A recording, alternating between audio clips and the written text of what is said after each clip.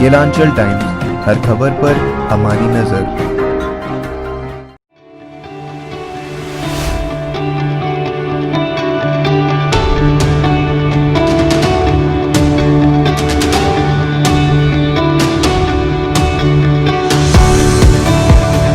नमस्कार, आप देख रहे हैं केलांचल टाइम्स। मैं हूं आपके साथ आकांक्षा। आज हमारे साथ बीजेपी के प्रवक्ता प्रतुल सहदेव जी हैं। तो आज हम इनसे बात करेंगे और जानेंगे जो वर्तमान सरकार है उसने बीते एक साल में क्या क्या किया और क्या क्या कमियां रह गई। सर, सबसे पहले तो आपका केलांचल टाइम्स में बहुत बहुत स्वागत है। नमस्कार आकांक्षा। सर, जो वर्तमान सरकार है हमने देखा है कि उनके एक साल पूरे हो गए हैं, पर बीते एक साल में जो अपराध है वो दिन पर दिन बढ़ते जा रहे हैं। इसमें आपका क्या कहना है, खास करके महिलाओं की सुरक्षा को लेकर?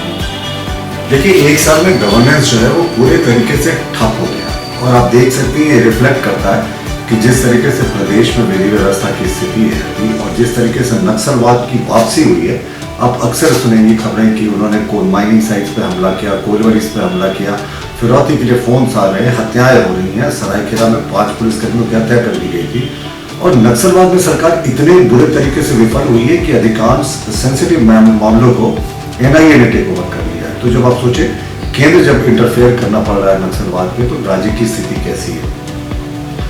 महिला सुरक्षा की जब भी आप बात करेंगे तो ये तो शर्मसार कर देने वाला वर्ष रहा है। 1700 से ज्यादा रेप केसेस हुए हैं और सबसे दुर्भाग्यपूर्ण बात है कि ये सरकार ने कहा था कि हम 1 वर्ष के अंदर रेपिस्ट को सजा दिलाएंगे फास्ट ट्रैक कोर्ट के जरिए। इन्होंने 24 फास्ट ट्रैक कोर्ट का गठन किया, लेकिन हमारी जानकारी में एक भी रेपिस्ट को आज तक सजा नहीं मिली। और जिस तरीके से उर्मांझी की घटना तो रिफ्लेक्शन है, ऐसी 1700 से ज्यादा घटनाएं हो चुकी हैं। घटना होने के लगभग 10 दिन के बाद भी कोई सुराग नहीं मिला है और जबकि पुलिस का पूरा महकमा लगा हुआ है। हाँ, मुख्यमंत्री को प्रदर्शन कर रहे लोग जो थे जिनके कारण उनका काफिला धीमा करना पड़ा था, उसमें 50 लोगों की गिरफ्तारी हो गई। तो पुलिस की प्रायोरिटी आप देख सकती हैं कि किस तरीके से डिफरेंट है। 5 लाख नौकरियां देने का उन्होंने वादा किया था। खैर वो तो बड़ा टॉपिक है, लेकिन अगर प्रदेश की विधि व्यवस्था की बात करें और टोटलिटी में अगर लॉ एंड ऑर्डर की बात करें तो जीरो है, कोलैप्स कर गया है और बेटियां सुरक्षित नहीं है सरकार। ऐसे में सरकार को क्या करना चाहिए? वर्तमान सरकार को आप क्या सुझाव देना चाहते हैं सुरक्षा को लेकर, खास करके महिलाओं के? देखिए, इन्हें बयान भी होना छोड़ना चाहिए। बड़े बड़े बयान देते हैं, पुलिस के अलावा अधिकारियों का बयान आता है कि मारकर हाथ पैर तोड़ देंगे। ये कैसा बयान दे रहे हैं साहब? पुलिस कब से जज की भूमिका में आ गई? पुलिस जज, जूरी, एग्जीक्यूशनर नहीं हो सकती। वो एक लॉ इन्फोर्समेंट एजेंसी है। मारकर हाथ पैर तोड़ देंगे, काश ये जज्बा उन्होंने दिखाया होता जिस समय बेटियों की इज्जत जा रही थी। अगर इन्हें सच में एक कड़ा मैसेज देना था तो बलात्कारियों का इन्वेस्टिगेशन जो है, 564 केसेस अभी भी ऐसे हैं जिसमें इन्वेस्टिगेशन खत्म नहीं हुआ 2 महीने से ज्यादा समय बीतने के बाद, जबकि होम मिनिस्ट्री का क्लियर कट गाइडलाइन है कि 2 महीने के भीतर इन्वेस्टिगेशन खत्म होना चाहिए। तो इन्हें इन्वेस्टिगेशन खत्म करना चाहिए था टाइम पर और बलात्कारियों को जघन्य सजा देनी चाहिए थी। अरे मारकर हाथ पैर तोड़िए ना, लेकिन ये रेपिस्ट हम छू से चाबी नहीं करेंगे। जैसा कि आपने बताया, एक तो ये मुद्दा है, साथ में बेरोजगारी भी नहीं बढ़े हैं, जितने वादे हुए वो हुए नहीं। आए दिन हम देखते हैं कि मोराबादी मैदान में आंदोलन हो ही रहे हैं। वादा किया जाता है, आश्वासन दिया जाता है कि आपको सरकारी नौकरी मिलेगी या इस तरह जो भी नौकरी है वो आपको मिलेगी, पर ऐसा हो नहीं रहा है। आंदोलन वैसे ही जारी है, बेरोजगारी वैसे ही बढ़ते जा रहे हैं। देखिए, झूठे वादे करके आप सत्ता में तो आ सकते हैं, लेकिन सारे लोगों को हमेशा आप ठग नहीं सकते। और जिस तरीके से सरकार ने ठगने का काम किया, मुख्यमंत्री जी ने ऑन रिकॉर्ड कहा था कि मैं 1 वर्ष में 5 लाख नौकरियां दूंगा, उसमें उन्होंने कोई टर्म्स एंड कंडीशन नहीं लगाया था। अब सरकार कहती है कि कोरोना आ गया। मैं आपको बताऊं, ये सरकार 29 दिसंबर को बनी थी और 31 मार्च को झारखंड में पहला कोरोना का केस आया था। 3 महीने का समय था इनके पास।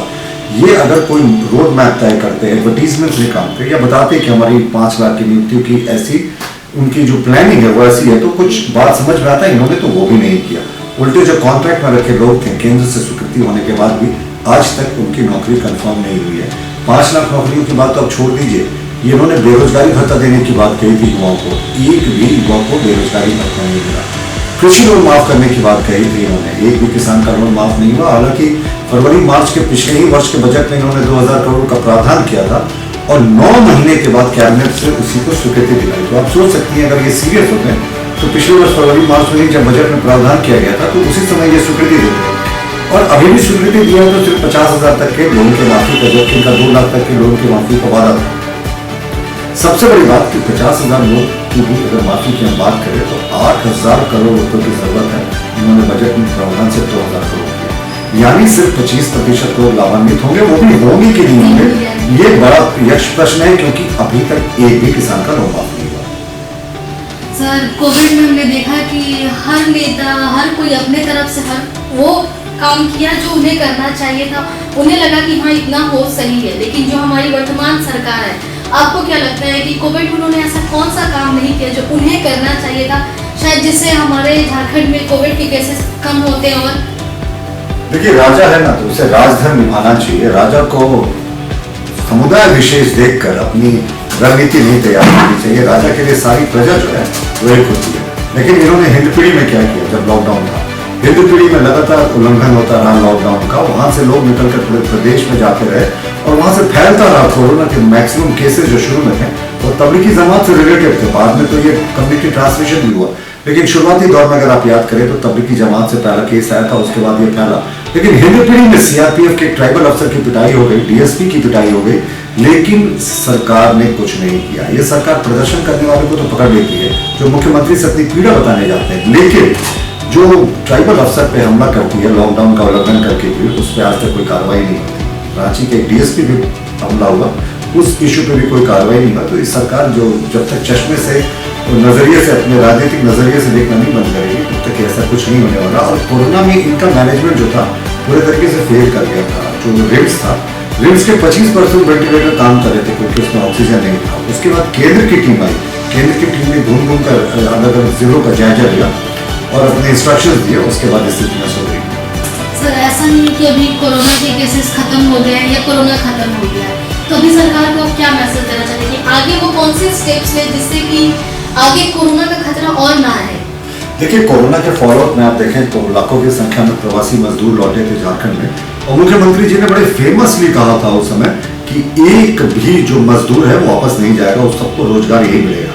लेकिन आप आए दिन खबर देखते हैं कि मजदूर वापस जा रहे हैं। तो खुदा ना करे, लेकिन अगर ये ईश्वर ना चाहे, लेकिन अगर ये फिर से कोरोना की दूसरा लहर आ गई तो फिर से ये मजदूरों को आना पड़ेगा। तो मुख्यमंत्री जी जो कहते हैं उन्हें उसको निभाना चाहिए। और सबसे बड़ी बात है कि आज भी कोरोना को लेकर हम प्रायोरिटी हमारी तय नहीं हुई है, किस तरीके से टीकाकरण करना है, क्या तैयारियां हैं। केंद्र के इंस्ट्रक्शन पर तैयारियां हो रही है, लेकिन जो मुकम्मल तैयारियां होनी चाहिए थी वो नहीं हो पाई। और ये तो मानिए कि केंद्रीय टीम ने यहाँ पर इंटरफेयर किया, नहीं तो कोरोना के केसेस और ज्यादा बढ़ते। और सबसे बड़ी बात आप देखें ना, प्राइवेट लैब्स 4500 रुपए चार्ज किया करते थे कोरोना जांच के। जब बीजेपी ने हंगामा किया तब उसकी दर को 2400 किया गया, फिर पूरे देश में दरें कम हो गई, यहाँ कम नहीं हुई। फिर हम लोगों ने प्रोटेस्ट किया, तब जाके 1100 हुआ, फिर हमारी प्रोटेस्ट के बाद ये रेट जाकर अब 400 या 500 रुपए हुआ है। तो सरकार को जो खुद से निर्णय लेना चाहिए वो विपक्ष के प्रेशर पे वो ले रही है। तो आप समझ सकती हैं ये सरकार की प्रायोरिटीज क्या है। सोई हुई है, विपक्ष पे ही डिपेंडेंट है सरकार।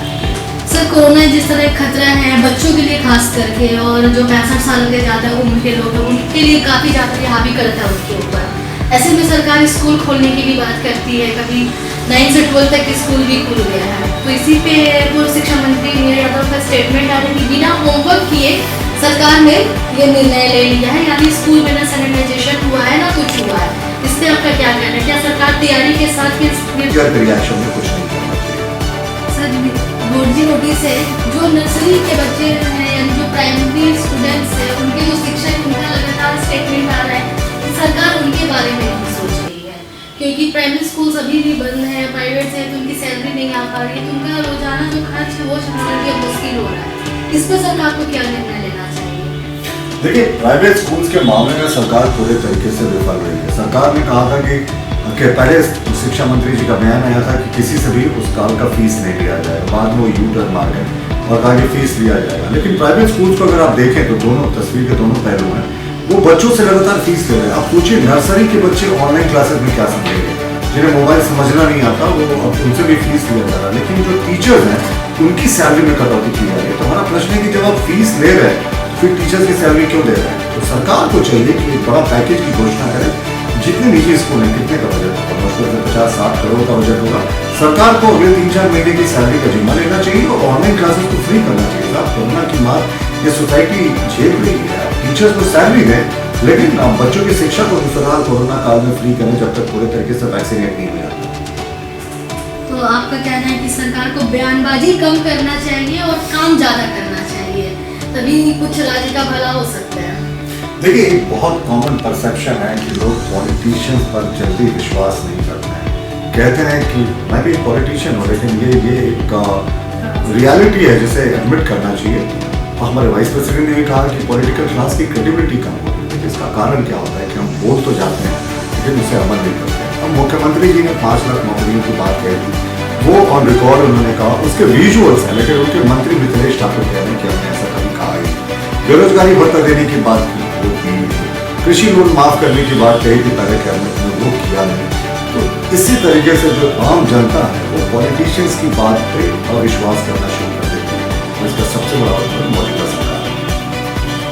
तो जैसा कि आपने देखा सुना कि मौजूदा सरकार कहाँ विफल रही है, ये प्रज्वल सहदेव जी ने हमें बताया। कहीं ना कहीं सरकार को अपने बयानबाजी कम करनी चाहिए और प्रैक्टिकली काम ज़्यादा करने चाहिए, जिससे जो आम जनता